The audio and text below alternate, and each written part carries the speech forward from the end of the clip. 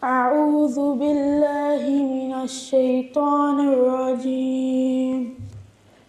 بسم الله الرحمن الرحيم.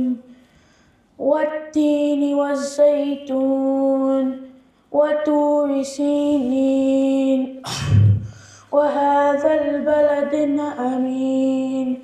لقد خلقنا الإنسان في أحسن تقويم ثم رددناه أسفل سافلين إلا الذين آمنوا وعملوا الصالحات فلهم أجر غير ممنون.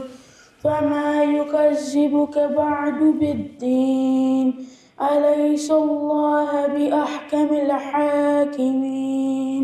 صدق الله العظيم.